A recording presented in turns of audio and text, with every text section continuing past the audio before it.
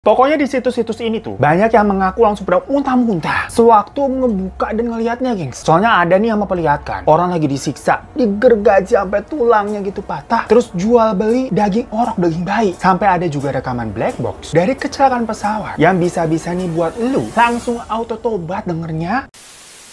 Hey everything, thank you udah nonton video ini dan selamat datang di Mr. Stings. Apa kabar dunia? Sudah gila.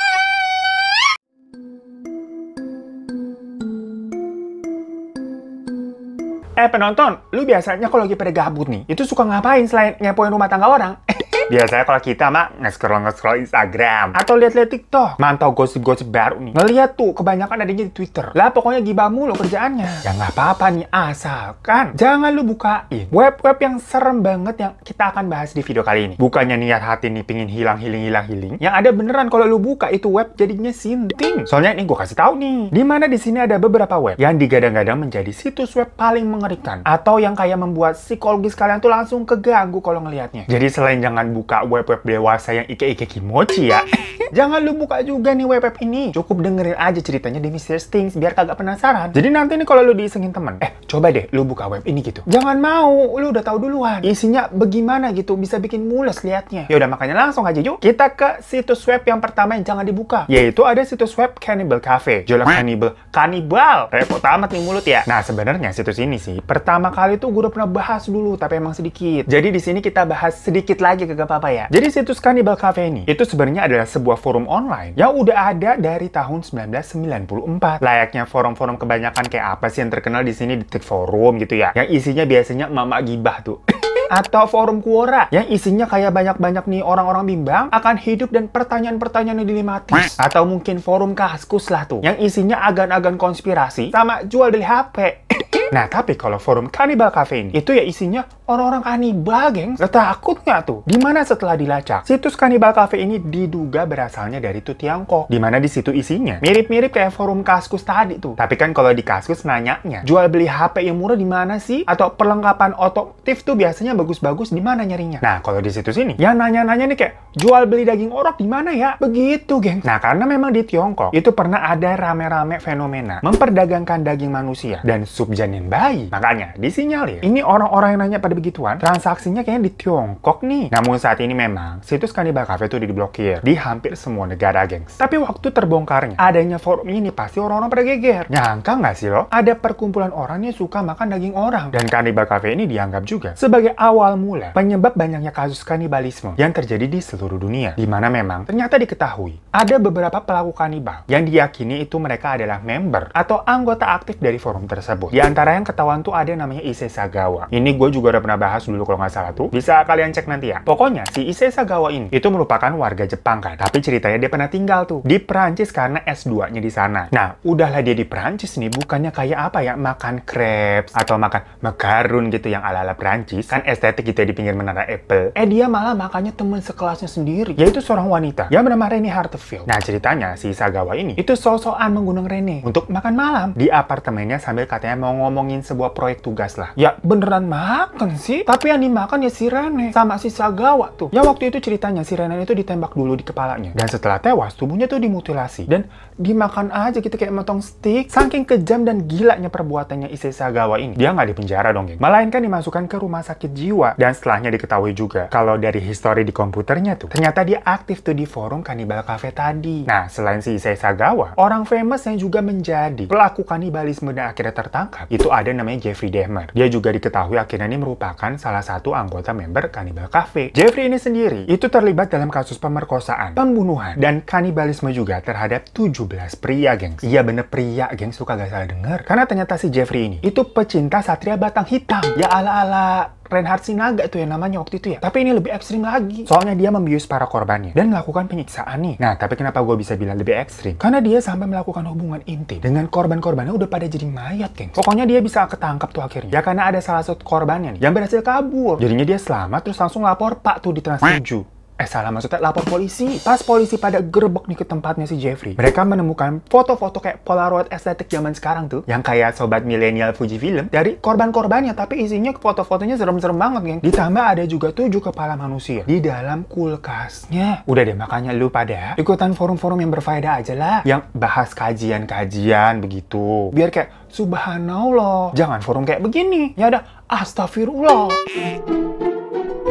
Kalian apa pada biasa suka dengerin rekaman kayak 911 yang serem-serem tuh? Nah, di situs ini, itu nggak kalah ngerinya, geng. Soalnya memang di situsnya ini, itu dikhususkan mengkoleksi rekaman suara dari transkrip black box yang isinya tuh keadaan detik-detik terakhir kecelakaan pesawat. Jadi bayangin nih, kalian dengerin sebuah kejadian-kejadian yang, aduh, tahu kan kalau kecelakaan pesawat tuh berakhirnya bagaimana? Tragis-tragis, gengs. Dan menurut berbagai informasi, disebutkan kalau situs yang bernama Plane Crash Info ini, itu memiliki rekaman kecelakaan pesawat dari seluruh dunia sejak tahun 1908. Dan hingga sampai saat ini, puluhan ribu orang juga masih tuh sering mengunjungi situs Plane Crash Info ini setiap bulannya, geng. Nah, selain rekaman suara, di situs ini tuh juga menampilkan banyak hal-hal menyeramkan kayak adanya foto-foto kecelakaannya, yang sewaktu pesawatnya ditemukan tuh bagaimana keadaannya, terus sejarah kecelakaannya, statistik, terus kayak laporan orang-orang terkenal atau selebriti yang meninggal karena kecelakaan pesawat tersebut, yang pokoknya ngeri. Dan menurut orang-orang yang udah pernah ngakses situs ini, menurut mereka nih, bagian yang paling meresahkan itu adalah di bagian semacam kayak kata-kata terakhir, di mana terdapat sebuah klip audio dari CVR atau Cockpit Voice Recorder yang terjadi tepat sebelum kecelakaan. Yang mana banyak yang menganggap rekaman itu berkayak semacam apa ya, ganggu psikologis banget dengernya. Apalagi kalau yang denger nih, kerabat para korban, yang jadinya kan memikirkan keadaan para korban pada saat itu tuh gimana ya, kan kayak,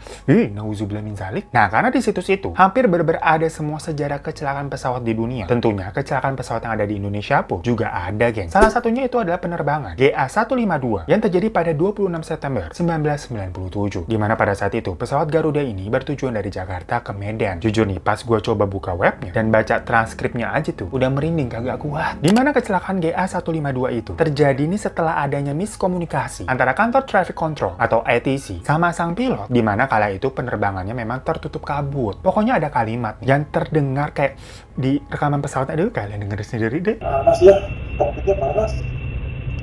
Coba dilihatin mas, kokpitnya panas. Alright. Indonesia 152, confirm turn left or turn right heading.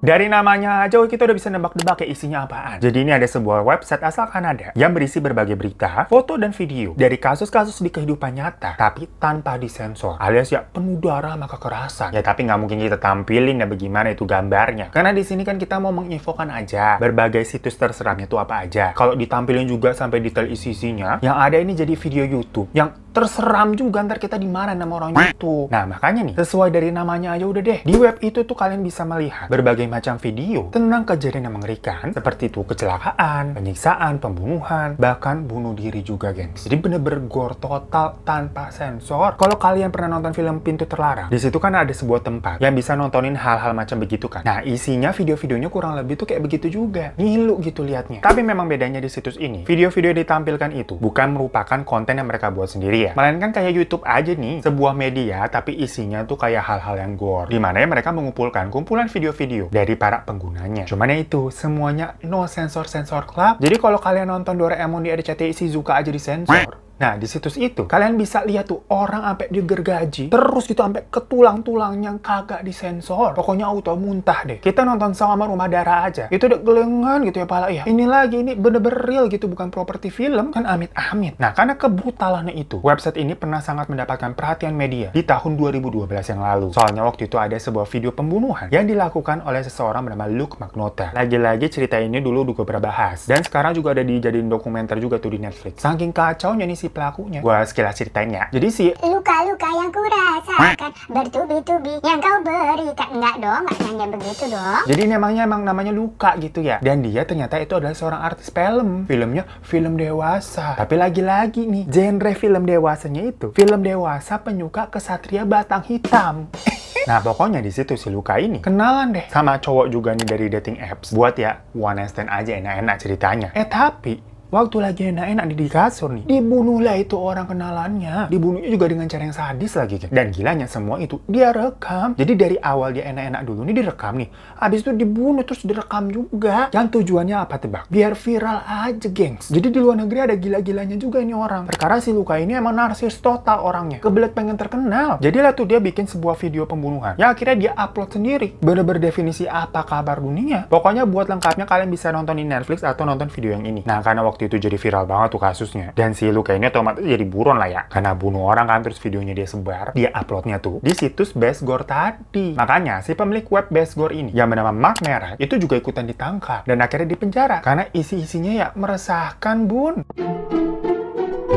Next nih buat para pencinta kulit, kayak misalkan pada suka nih ngumpulin kayak tas kulit biawak atau sepatu kulit buaya rawa, sabuk kulit ular kadut. Nah, ini ada satu juga nih, sebuah web bernama Human Leather, di mana ini merupakan situs asal Inggris yang menjual berbagai macam produk-produk fashion. Kayak tadi tuh ada sepatu, tas, gesper, ini ono gitu ya. Tapi terbuatnya dari kulit manusia. Ngebayangin makainya gitu ditempel kulit gitu udah merinding ya. Kulit orang ketemu kulit kita gitu, kulit orang udah mati lah. Nah, situs online ini juga mengaku mereka nih mendapatkan kulit manusia tersebut dari orang-orang yang memang mendonasikan atau disebutnya apa ya, mendonorkan bagian-bagian tubuhnya itu melalui surat wasiat yang resmi. Jadi kalau ginjal, mata, itu kan emang terkenal bisa buat dicangkok, buat orang lain yang membutuhkan gitu kan. Nah, biar kagak mubazir kali ya. Jadinya kulit sekalian aja deh, biar bisa dilestarikan nih jadi barang-barang. Ya nantinya memang dalam perjanjiannya, itu keluarga dari jenazah akan mendapatkan komisi dari penjualan dengan jumlah yang besar. Hitung-hitung ala-ala apa ya, uang asuransi kepada keluarga yang ditinggalkan gitu, gengs. Ya karena pasti itu kan materialnya berarti tidak segampang juga prosesnya kayak dari kulit hewan ya. Jadi harganya pun itu juga nggak ada yang murah. Nggak ada tuh jaket atau tas macam di Shopee yang 30 ribuan, kagak ada. Di situs itu semua barangnya mulai harga itu 100 sampai 400 jutaan. Dan gilanya ada aja yang beli, gengs. Tapi akhirnya situs ini dihentikan tuh di tahun 2011. Karena gimana pun juga banyak yang nggak setuju dan menganggap kalau adanya fashion dari kulit manusia itu yang nggak etis lah. Kan takut banget kita abis udah capek-capek nih pakai Mirel tiap hari gitu kan, ketol skincare. Nanti kulit kita diincar buat dijadiin apa nih, kursi kulit. Karena kulit kita nih terlalu nyoy dan enak dipegang, didudukin gitu.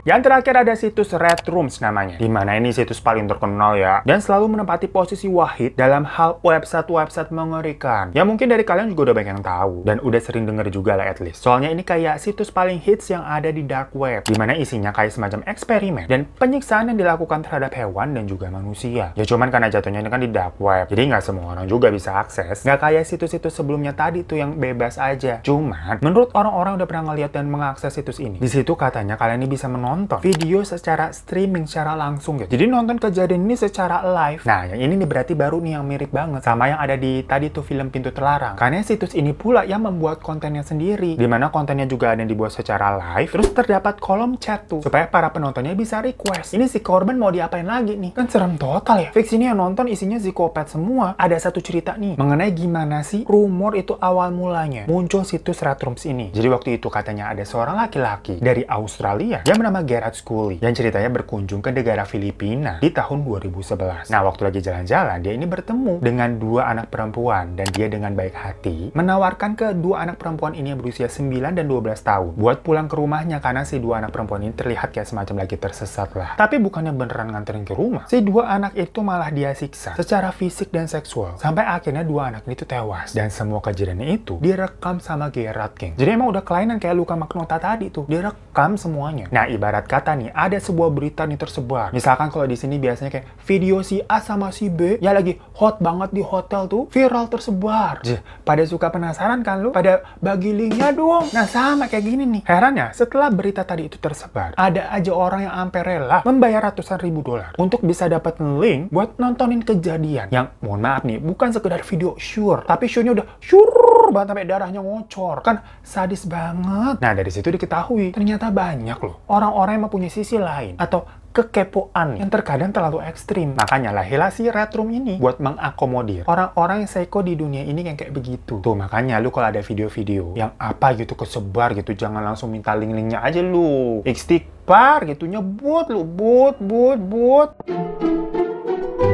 So, itu tadi beberapa web yang didapuk sebagai web terseram di dunia yang benar-benar bisa mengganggu psikologis kita nih kalau sampai ngebuka dan ngeliat. Memang beberapa di antaranya sampai sekarang ini masih bisa diakses dengan mudah gitu. Tapi ya gue udah wanti-wanti ya, udah lu nonton drakor aja. Paling-paling kita bawaannya psikologisnya dia jadi ngehalu, kebawa baper gitu. Sama adegan-adegan cerita hayal-hayal babu tuh di drakor. Ya kagak apa-apa udah. Yang pasti aja lu kalau gabut. Atau nontonin aja udah nih Mr. Stings. Kalau emang butuh asupan horor. Sama berita-berita yang kayak begini-gini nih yang serem-serem. Jangan kebablasan gitu lu errornya. Makanya, klik subscribe buat yang belum. Kalau udah, terima kasih banyak. Jangan lupa klik like-nya dan follow Instagram gue @hirotadarivan. Sampai jumpa di kasus Mr. Stings selanjutnya.